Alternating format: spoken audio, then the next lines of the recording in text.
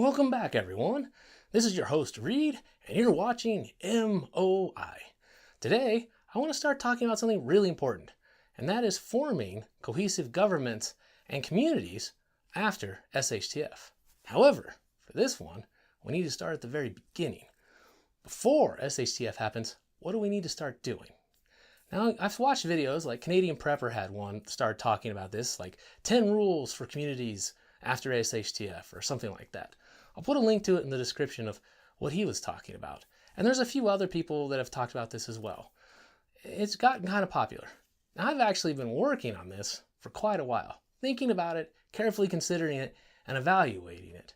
And I've got a lot of ideas.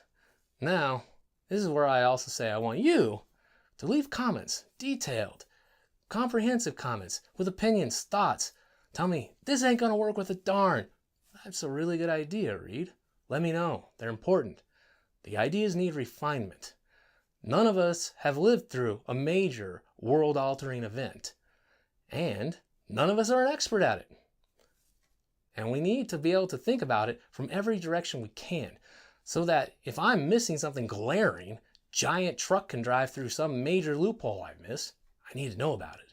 It's very important. That's the nice thing about YouTube here and this channel. People can review this video, look at it, and say, you know what?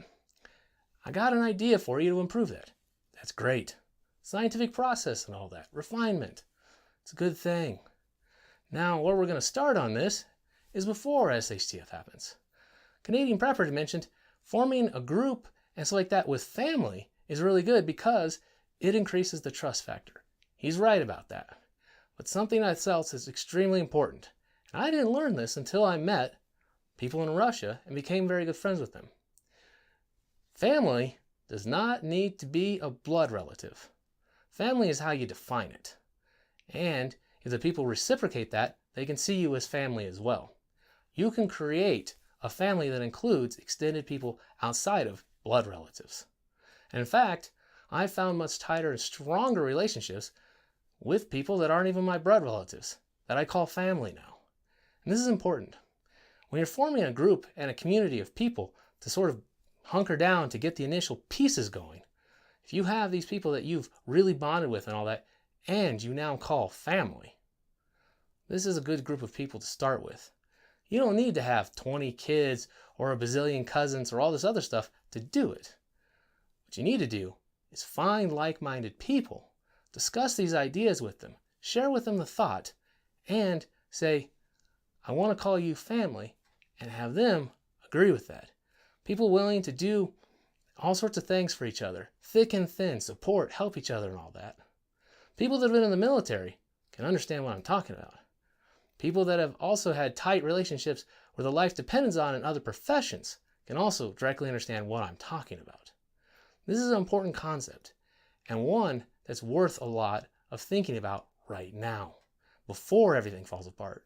Finding those people that are extremely important. Finding those people you can share and work with to develop a very strong community as the base for a society that can ride out the most horrific and horrible things possible.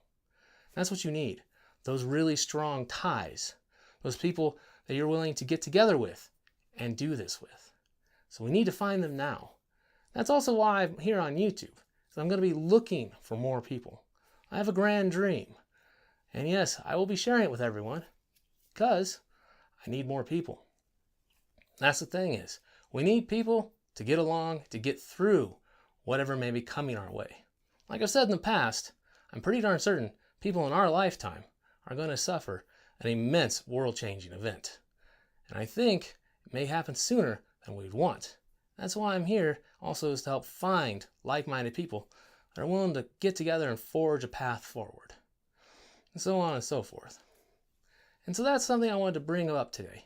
Is the idea of family does not have to be a blood relative. Family is more defined upon closeness and the willingness to support and help one another. And that's very important. One thing I learned a lot from people over in Russia was how well they manage their friendships and how the friendships they often have over there, they're friendships for life once you find a good close friend that you click with. And it's something I think that over here in America, we have really sort of hurt ourselves. America's had such a strong push towards an individualist nature. Everyone leaves, where you grew up. Everyone makes their way out on their own. Everyone must stand on their own 2 feet. It makes us unwilling to admit when we need help. It makes us weaker because we've all so spread all apart. You could have families scattered across many states.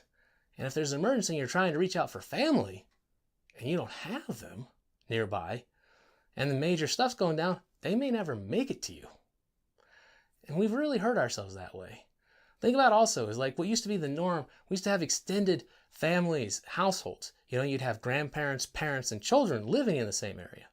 It allowed them to build a lot of strength, homesteads and stuff like that. We don't do that anymore. Now everyone has to move out and have their own house, their own car, their own this. Think about the amount of debt, the amount of money that is spent doing that. We've rebought things over and over again. I didn't discover this too much later in life. And if I'm thinking about it now and looking at some of the other people that have bonded and been there for generations in places I'm at now, and seeing how much better off they are, especially financially, really makes one think that a lot of what we've been sold as the American dream seems to be more of a driver for consumerism, to make certain you are constantly having to buy and pay things, getting loans for things that are impossible to afford as a single purchase for people just starting out. Or even if they've been out on their own for a while, still very hard. I don't know many people that could save up enough money to buy, a $200,000 or $300,000 house outright only after 10 or 15 years in the workplace.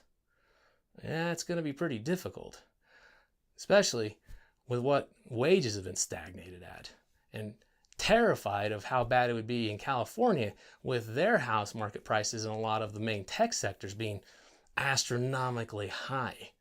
They don't pay them people enough to really truly afford that unless you're up at the top.